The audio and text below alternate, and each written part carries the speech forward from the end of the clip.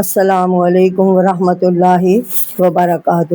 تو ناظرین، آج میں آپ کے سامنے قرآن پاک کی سورۃ تحریم کا درس لے کر حاضر ہوئی ہوں۔ توجہ سے اور غور سے سنیں اور میرے ساتھ رہیں، لائک کریں، سبسکرائب کریں تاکہ ہماری حوصلہ افزائی ہو اور ہم زیادہ سے زیادہ آپ کے لیے خوشی تو اللہ تعالیٰ کی خوشنودی مقصود ہے، البتہ سب کی ہدایت کے لیے اللہ تعالیٰ مجھے توفیق دے کہ میں زیادہ سے زیادہ درس قرآن پاک کے بناؤں اور آپ کی خدمت میں پیش کروں۔ السلام علیکم ورحمۃ اللہ وبرکاتہ۔ اللہ تعالیٰ کا نام لے کر ہم اپنا درس شروع کرتے ہیں تاکہ اللہ تعالیٰ کی مدد ہمارے ساتھ ہو جائے اور زندگی کے ہر میدان میں ہم کامیاب ہو جائے۔ اعوذ باللہ من الشیطان الرجیم، بسم اللہ الرحمن الرحیم۔ سبحان اللہ والحمد للہ ولا الہ الا اللہ واللہ اکبر ولا حول ولا قوۃ الا باللہ العلی العظیم۔ اب ہے قرآن پاک کی سورۃ تحریم، جس کا ترجمہ اور تفسیر آپ کی خدمت میں پیش کرتی ہوں۔ پہلے تھوڑا سا خلاصہ بیان کرنا مقصود سمجھوں گی، سنیے غور سے۔ ترتیب کے لحاظ سے سورۃ تحریم، ترتیب کے لحاظ سے یہ قرآن مجید کی 66ویں آیات ہے، 66ویں سورت ہے اور اس کے 2 رکوع ہیں۔ یہ سورت مدینہ میں نازل ہوئی۔ سورت طلاق میں مردوں کو تاکید کی گئی تھی کہ عورتوں کے ساتھ نرمی اور انسانیت کا سلوک کریں، یہاں تک کہ طلاق دینے کے بعد بھی وحشیوں کی طرح پیچھا چھڑانے کی کوشش نہ کریں، بلکہ عدت کے زمانے میں ان کی اخراجات کی کفیل ہوں، انہیں گھر میں رہنے کی جگہ دیں اور دل آزاری کی باتیں نہ کریں۔ ناظرین، یہاں پہ فرمایا جا رہا ہے کہ حضرت صلی اللہ علیہ وسلم کی مثال دے کر چاہیں گے اور ہماری خاطر خود تکلیف اٹھائے اور ہماری خواہشیں پوری کرے، اس لیے ان کا دروازہ ہی بند کر دیا گیا اور ارشاد ہوا کہ عورتوں کی مرضی کا اتنا خیال مت کرو کہ حلال چیزیں بھی اپنے اوپر حرام کر لو یا کوئی ایسی بات کر بیٹھو جو شرع میں جائز نہ ہو۔ نبی پاک صلی اللہ علیہ وسلم کا بیان ہے کہ حقیقت میں بہت سی خرابیاں اس سے پیدا ہوتی ہیں کہ ہر شخص اپنے فرائض کو نہیں دیکھتا، بلکہ یہ دیکھتا ہے کہ دوسرے کو میری رعایت کرنے کا حکم ہے، اس لیے اسے رعایت کرنی چاہیے۔ بیٹا سمجھتا ہے کہ باپ کو اولاد کے پالنے اور ان پر شفقت کرنے کا حکم ہے، اس لیے اسے چاہیے کہ اپنا فرض ادا کرے، تو یہ نہیں دیکھتا کہ مجھے بھی ان باتوں کا خیال چاہیے جو میرے اوپر فرض کی گئی ہیں اور دوسروں کے فرائض دوسرے سنبھالیں گے۔ اگر ہر شخص اپنے فرائض کے ادا کرنے میں لگ جائے اور دوسروں کی نیکی پر تکیہ کر کے اپنی نیکی کرنا نہ چھوڑے تو ناظرین نہ چھوڑ دے تو دنیا کے سارے کام درست ہو جائیں گے۔ اور یہاں پہ آدمی آپس کے لڑائی جھگڑوں کا الزام ہمیشہ دوسروں کے سر لگاتا ہے، حالانکہ سب سے پہلے اسے یہ دیکھنا چاہیے کہ میں نے اپنے فرض ادا کرنے میں تو کوئی کوتاہی نہیں کی۔ اس صورت سے سب سے بڑی فضیلت سب سے بڑی نصیحت یہی نکلتی ہے کہ ہر ایک کو چاہیے کہ اپنا فرض ادا کرے اور یہ نہ کہے کہ دوسرا اپنا فرض ادا کیے جائے اور میں اس کا فائدہ اٹھاتا رہوں اور خود کچھ نہ کروں۔ تو ناظرین، اب یہ بات میں نے آپ کو بتا دی ہے کہ اس میں سورۃ تحریم میں جو کچھ بیان ہوا ہے اور جو اس کا خلاصہ ہے وہ میں نے آپ کی خدمت میں پیش کر دیا ہے۔ اب میں قرآن آیات کے ذریعے ان کے مطابق آپ کے سامنے ترجمہ اور تفسیر بیان کروں گی، توجہ سے اور غور سے سنیں۔ فرض طریقہ یعنی یہاں پہ ہے بے جا رعایت مت کرو۔ اعوذ باللہ من الشیطان الرجیم، بسم اللہ الرحمن الرحیم۔ یا ایھا النبی لما تحرم ما احل اللہ، اے نبی تو کیوں حرام کرتا ہے جو حلال کہا اللہ سبحانہ تعالیٰ نے، تب تک مرضات ازواجی کا، تجھ پر چاہتا ہے تو اپنی عورتوں کی رضامندی، واللہ غفور الرحیم، اور اللہ بخشنے والا مہربان ہے۔ قد فرض اللہ لکم، اللہ سبحانہ تعالیٰ نے تمہارے اوپر مفرر کر دیا ہے تحلۃ ایمانکم، کہ تم اپنی قسمیں کھول ڈالو، واللہ مولاکم، اور اللہ تمہارا مالک ہے، یعنی واللہ مولاکم، اللہ تمہارا مالک ہے، وہو العلیم الحکیم، اور وہی ہے جو سب کچھ جاننے والا اور حکمت والا ہے۔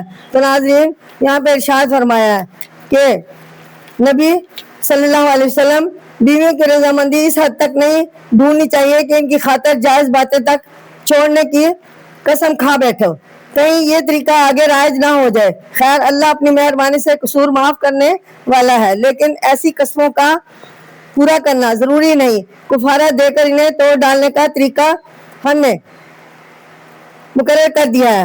آخر اللہ سبحانہ تعالیٰ تمہارا مالک ہے اور وہ تم اس کے بندے ہو، پھر بھی وہ جو حکم دیتا ہے خود سمجھ بوجھ کر کسی مصلحت کی بنا پر دیتا ہے، کیونکہ وہ ہر چیز کا پورا علم رکھتا ہے اور مصلحتوں سے بھی اچھی طرح واقف ہے۔ اس حکم کا مقصد یہ ہے کہ کہیں بیویاں خاندوں سے ایسی فرمائش نہ کرنے لگے جن سے انہیں نامناسب باتوں میں پھنس جانا پڑے۔ تو ناظرین یہاں پہ ایک نبی پاک صلی اللہ علیہ وسلم کی مثال دے کر بتایا گیا ہے کہ نبی پاک صلی اللہ علیہ وسلم کا معمول تھا کہ اپنے ازواج مطہرات کے گھر عصر کے بعد تھوڑی دیر کے لیے تشریف لے جاتے۔ ایک دفعہ حضرت زینب کے ہاں معمول سے زیادہ دیر لگی اور حضرت عائشہ اور حضرت حفصہ کو معلوم ہوا کہ زینب نے آپ کو شہد پلایا تھا، اس لیے دیر لگی۔ انہوں نے ایسی ترکیب کی کہ آپ نے ان کو خوش کرنے کے لیے قسم کھا لی کہ میں شاید آئندہ نہ پیوں گا، لیکن تم کسی سے نہ کہنا، یعنی حفصہ سے، کیونکہ اگر زینب تک بات پہنچ گئی تو اسے خامخواہ رنج ہوگا۔ بات معمولی تھی لیکن اس سے روکا گیا کہ آئندہ اس کی سنگ پکڑ کر بیویاں خاوند سے ضد کر کے جائز باتیں نہ چھڑا لیں۔ اس لیے مسلمانوں کو ہدایت کرنے کے لیے اللہ سبحانہ تعالیٰ نے یہ آیت نازل فرمائی۔ تو ناظرین آگے چلتے ہیں ہم، اس سے آگے والی آیات یعنی قرآن پاک کی سورۃ تحریم اور اس کی آیت نمبر یعنی آیت نمبر 2 کا میں نے ترجمہ تشریح بیان کر دیا ہے۔ اب میں آیت نمبر قرآن پاک کی سورۃ تحریم اور اس کی آیت نمبر 3 کا ترجمہ اور تفسیر آپ کی خدمت میں پیش کروں گی۔ یہ یہاں پہ بیان ہے خفیہ باتیں۔ اکثر وَإِذَا سَرَّ النَّبِيُّ إِلَى رَبِّهِ إِلَى بَعْضِ أَزْوَاجِهِ، اور نبی پاک صلی اللہ علیہ وسلم نے اپنی کسی عورت سے ایک بات حدیثاً چھپا کر رکھی۔ فَلَمَّا نَبَأَ بِهِ وَأَظْهَرَهُ، پھر جب اس نے اس کی خبر کر دی اور اللہ علیہ عرفہ بازہ، نبی کو یہ جتلایا تو نبی صلی اللہ علیہ وسلم نے ان میں سے کچھ جتلا دی، وہ آرزہ، اور کچھ نے عرفہ جتلا دی، اور وہ آرزہ انباز، اور کچھ ٹلا دی۔ فلما نباہا بھی قالت، پھر جب عورت کو بات وہ جتلائی بولی، من انباتا ھذا قال نبانی العلیم، تجھے یہ کس نے بتائی یا بتا دی؟ نبی پاک صلی اللہ علیہ وسلم سے سوال کیا کہ آپ کو یہ بات کیسے پتہ چلا کہ میں نے آپ کی بات آگے بتا دی؟ یعنی حضرت حفصہ نے کہا کیونکہ اس نے یہ بات عائشہ کو بتا دی تھی۔ آپ صلی اللہ علیہ وسلم نے اس سے کہا تھا کہ میں آئندہ شہد نہیں پیوں گا، لیکن اس بات کو راز رکھنا اس نے راز نہ رکھا اور اس نے عائشہ کو بتا دی۔ تو اس پر جب نبی پاک صلی اللہ علیہ وسلم تھوڑے سے خفا ہوئے تو انہوں نے پوچھا کہ آپ کو، حضرت حفصہ نے نبی پاک صلی اللہ علیہ وسلم سے پوچھا کہ آپ کو یہ بات کس نے بتائی؟ تو آپ صلی اللہ علیہ وسلم نے بتایا کہ قال نبان العلیم خبیر ان تتوبا الی اللہ فقط، کہا مجھے اس خبردار واقف نے بتائی، یعنی خبردار یعنی اللہ سبحانہ تعالیٰ ہر انسان کی حرکات و سکنات اور جو وہ کرتا ہے وہ جانتا ہے. تو فوراً جبرائیل امین علیہ السلام کے ذریعے ہمارے نبی کریم صلی اللہ علیہ وسلم کو یہ بات بتا دی. اِنَّا تَتُوبَا إِلَى اللَّهِ فَقَدْ، اور اگر تم دونوں توبہ کرتی ہو تو تمہارے دل سغت قلوبکما، تمہارا دل جھک پڑے ہے غلطی کی طرف. تو ناظرین یہاں پہ یہ ترتیب اس آیات کی تفسیر ہے. اس آیت میں ان حالات کی طرف اشارہ ہے جن کے اندر وہ حکم نازل ہوا جو پچھلی آیت میں گزرا، یعنی حضرت عائشہ اور حضرت حفصہ کو آپ کا حضرت زینب کے ہاں شہد پینے کے لیے ٹھہرنا ناگوار گزرا تھا، کیونکہ یہ بھی سابقہ عورتوں میں بھی یہ بات پائی جاتی تھی، ایک دوسرے سے حسد کرنا. دونوں نے صلاح کی کہ آپ سے شہد پینا چھڑوانا چاہیے. جب آپ حضرت عائشہ کے پاس تشریف لائے تو انہوں نے کہا کہ آپ کے منہ سے انہوں نے ایک جو ہے ایسا حالات کریٹ کیے جس سے یہ پتہ چلے کہ آپ شہد چھوڑ دیں اس طریقے سے. تو آپ کے منہ سے کچھ بو آ رہی ہے. حضرت عائشہ نے کہا، آپ نے فرمایا میں نے تو فقط شہد پیا ہے. انہیں تو بتا دیا. پھر جب حضرت حفصہ کے ہاں تشریف لے گئے تو انہوں نے بھی آپ سے یہی کہا، یعنی دونوں کے پلان تھی کہ آپ کے منہ سے بدبو آ رہی ہے شہد کی. آپ نے ان سے چپکے سے کہا کہ میں آئندہ شہد نہیں پیوں گا، یعنی دوسری شکایت، مگر کسی سے کچھ نہ کہنا. ساتھ ہی آپ نے حضرت حفصہ کو یہ بھی بتا دیا. لیکن حضرت حفصہ نے حضرت عائشہ سے کہہ دیا، اس میں آپ نے حضرت حفصہ سے فقط اتنا کہا کہ تم نے میرا راز عائشہ کو نہیں بتانا. آج تک عائشہ کو بتا دیا، آپ کو جب پتہ چلا فرشتہ جبرائیل نے علیہ السلام نے آپ کو بتا دیا، لیکن اس پر کچھ خفگی کا اظہار نہیں کیا اور وہ غصہ کو تحمل کے ساتھ ضبط کر لیا. اسی کو آیت میں کہا گیا ہے کہ کچھ بات بتا دی اور کچھ ضبط کر لی. آپ صلی اللہ علیہ وسلم نے حفصہ نے پوچھا کہ آپ کو کس نے بتایا نبی پاک صلی اللہ علیہ وسلم سے کہ میں نے راز کی بات کسی سے کہہ دی ہے؟ آپ نے فرمایا اللہ سبحانہ تعالیٰ نے بتایا ہے جو سب کچھ جانتا ہے اور سب باتوں کی خبر رکھتا ہے. آگے حضرت عائشہ اور حضرت حفصہ سے خطاب فرمایا. ارشاد ہے کہ دونوں کو اللہ کے سامنے توبہ کرنی چاہیے کیونکہ تم نے سیدھے راستے سے کسی قدم ہٹا لیا ہے اور تمہارے دل غلطی کے طرف جھک گئے ہیں. آئندہ ایسی باتوں سے بچنا چاہیے کیونکہ یہ ٹھیک نہیں. اب یہاں پر ایک اور یہاں پہ آیت ہے 4 اور 5 کا ترجمہ و تفسیر، اس کو عنوان دیا ہے سخت دھمکی. یہ سنے وَإِن تَظَاهَرَ عَلَيْهِ فَإِنَّ اللَّهَ هُوَ مَوْلَاهُ، اگر تم دونوں پر دونوں اس پر چڑھائی کرو گی تو اس کا رفیق فَإِنَّ اللَّهَ هُوَ مَوْلَاهُ وَجِبْرِيلَ وَصَالِحُ الْمُؤْمِنِينَ، یعنی نبی پاک صلی اللہ علیہ وسلم کی حمایت میں جبرائیل امین علیہ السلام اور اللہ تعالیٰ نے ان کے ذریعے یہ ہدایت، یہ قرآنی آیات بھیجی اور فرمایا کہ ان دونوں بیویوں کی طرف یہ آیت دونوں بیویوں کے لیے اللہ سبحانہ تعالیٰ نے بھیجی ہے. وَإِن تَظَاهَرَ عَلَيْهِ فَإِنَّ اللَّهَ هُوَ مَوْلَاهُ وَجِبْرِيلَ وَصَالِحُ الْمُؤْمِنِينَ، اگر تم دونوں اس پر چڑھائی کرو گی یعنی تم غصہ کرو گی یا تم کوئی اور قدم اٹھاؤ گی تو اس کا رفیق اللہ ہے، یعنی کس کا؟ نبی پاک صلی اللہ علیہ وسلم کا رفیق دوست اللہ ہے. اور جبریل ہے. وصالح المومنین، اور نیک بخت ایمان والے. والملائکۃ، اس کے پیچھے فرشتے ہیں. بعد ذالک ظہیر، اس کے پیچھے فرشتے ہیں مددگار جو اس کے مددگار ہیں. اب آگے فرمائیے آیت نمبر 5 کا عسیٰ ربک ان طلقہن ان یبدلہ، کہ اگر نبی صلی اللہ علیہ وسلم تم سب کو چھوڑ دے تو ابھی اس کا رب بدلہ میں ازواجہ غیرہ، اور بدلہ میں اور بیویاں دے دیں اسے عورتیں تم سے بہتر. جا بخیر من کننا مسلمات، یعنی آپ سے بہتر اور بیویاں نے دے دے جو تم سے بہتر ہیں. مسلمات المومنات، حکم بردار، مومن یقین رکھنے والی. قانتاتی، نماز قائم کرنے والی. تائباتی، توبہ کرنے والی. عابداتی، عبادت کرنے والی. سائحاتی، یعنی بیاہی ہوئی. اور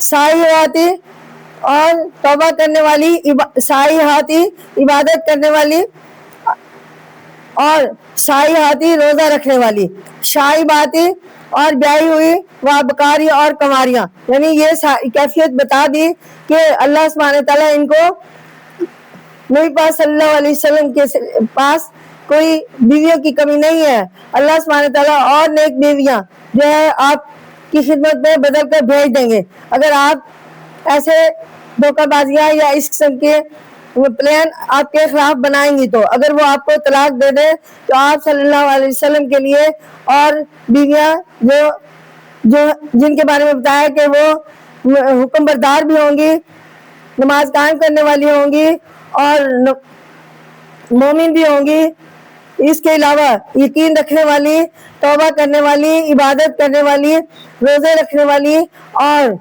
جو ہے جن میں یہ عادتیں پائی جائیں گی، بیاہی ہوئی اور کنواریاں. تو آپ صلی اللہ علیہ وسلم کے لیے بیویاں بہت ہیں، ایک سے ایک بڑھ کر. یہاں پہ ایک دوسرے کی کمر کو سہارا دینا یہاں مراد ہے کہ تطہرات کے باہم ایکا کر لینا، علیہ اس کے خلاف، ظہیرن کے معنی مددگار ہیں. یہاں خبر مضمر سے اگرچہ مبتلا کی جمع ہے، کیونکہ فعل اور مفعول مفرد تنبیہ جمع کے لیے مفرد ہی مستعمل ہوتے ہیں. یہاں پہ فرمایا، ارشاد ہے کہ تم دونوں نے نبی صلی اللہ علیہ وسلم کے خلاف آپس میں ساز باز کر لی تو تم نبی کا کچھ نہ بگاڑ سکو گی، یعنی نبی صلی اللہ علیہ وسلم کا کچھ نہ بگاڑ سکو گی. اس آیت کے ذریعے فرمایا جا رہا ہے کیونکہ اللہ سبحانہ تعالیٰ ان کے ساتھ ہے، جبرائیل اور نیک ایمان والے اس کے طرفدار اور سارے فرشتے اس کے مددگار ہیں. سبحان اللہ. اور یہ بھی نہ سمجھنا کہ تم میں کوئی خاص خوبی ہے اور تم سب سے بہتر ہو، اس لیے تمہیں رسول صلی اللہ علیہ وسلم کی بیویاں ہونے کا شرف حاصل ہے. یعنی ان کو سخت دھمکی دی گئی، کس کو؟ حضرت حفصہ کو اور حضرت عائشہ کو. اگر نبی صلی اللہ علیہ وسلم آج تمہیں طلاق دے دے تو کل اللہ سبحانہ تعالیٰ انہیں تمہارے بدلے اور بیویاں دے دے گا جو بڑی عبادت گزار اور فرما بردار ہوگی، یعنی مومن بھی ہوں گی، یقین رکھنے والی اللہ سبحانہ تعالیٰ پر اور اللہ سبحانہ تعالیٰ کی بھیجے ہوئے یعنی مقرر کیے ہوئے نبی صلی اللہ علیہ وسلم پر اور ان کی ہدایت قرآن پاک اس پر. کائنات نماز قائم کرنے والی ہوں گی اور توبہ کرنے والی ہوں گی اور عبادت گزار ہوں گی اور روزہ رکھنے والی ہوں گی، صائبات اور ابکار اور کنواریاں ہوں گی. یعنی یہ تمام خصلتیں ان میں، یعنی ان کی عادتیں اچھی سے اچھی ہوں گی. تو اللہ تعالیٰ ان کا انتظام آپ کے لیے، آپ صلی اللہ علیہ وسلم کے لیے کر دے گا. تو ناظرین، اب میں آپ کو سورۃ تحریم کی تھوڑی سی جو ہے اس سے ہمیں کیا سبق حاصل ہوتا ہے اس سے میں آپ کو بتا رہی ہوں. سنیے، یعنی آپ اس قرآن پاک میں اس صورت میں نبی کریم صلی اللہ علیہ وسلم کو ہدایت دی گئی ہے اگرچہ بیویوں سے مردوں کو نیک سلوک کرنا چاہیے، یہاں تک کہ طلاق دیتے وقت بھی اس کا خیال رکھنا چاہیے کہ عورت کو کوئی تکلیف یا کوفت نہ ہو. پھر بھی عورتوں کی رعایت اس حد تک ٹھیک نہیں کہ تم ان کی خاطر حلال چیزوں کو بھی اپنے اوپر حرام کر لو. اگر تم نے ایسا کیا تو اوروں کو اور لوگوں کو تو ان کی بیویاں ذرا بھی چین نہ لینے دیں گی. جب کوئی شخص ان کی فرمائش پوری کرنے میں ہچر مچر کرے گا، جھٹ وہ نبی پاک صلی اللہ علیہ وسلم کا حوالہ دے کر ان کی جان کھائیں گے اور انہیں دھمکی دیں گے. اس لیے اے نبی صلی اللہ علیہ وسلم، تمہیں بیویوں کے بے جا خاطرداری سے بچنا چاہیے اور تم نے جو شہد نہ پینے کی، کسی عورت کے پاس نہ جانے کی جس کے پاس جانا قانوناً تمہارے لیے حلال ہے، اپنی کسی بیوی کو خوش کرنے کے لیے قسم کھائی ہو تو اس قسم کو توڑ دو اور اس کا کفارہ ادا کر دو، اور آئندہ کسی بیوی کو خوش کرنے کے لیے حلال چیز کو حرام اپنے اوپر حرام مت کرو. چاچا آپ نے ایسا ہی کیا. اسی صورت میں ازواج مطہرات کو ہدایت کی گئی ہے کہ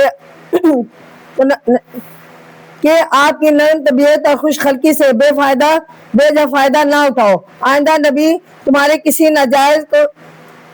ناجائز فرمائش کو پورا نہ کریں گے. تم انہیں دکھ کرنے سے توبہ کرو، ورنہ اگر انہوں نے تمہیں طلاق دے دی تو اللہ اور جبرائیل اور سارے نیک مسلمان نبی کے طرفدار ہوں گے اور تمہارے بدلے انہیں اور بیویاں مل جائیں گی جن میں وہ صفتیں ہوں گی جو نیک عورتوں میں ہونی چاہیے۔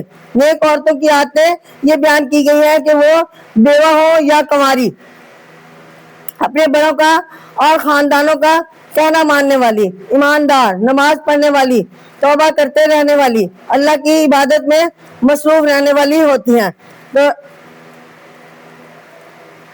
ناظرین، اب آج کا میرا درس کمپلیٹ ہوا، انشاءاللہ اس سے آگے والی قرآنی آیات سورۃ تحریم کا بقیہ حصہ آپ کی خدمت میں آئندہ پیش کروں گی۔ اس وقت تک کے لیے انتظار فرمائیں اور میرے ساتھ رہیں، اور اللہ تعالیٰ سے دعا کرتی ہوں کہ اللہ سبحانہ تعالیٰ ہمیں ان قرآنی آیات کے مطابق ہدایت حاصل کرنے کی توفیق عطا فرمائے، آمین ثم آمین۔ السلام علیکم ورحمۃ اللہ وبرکاتہ۔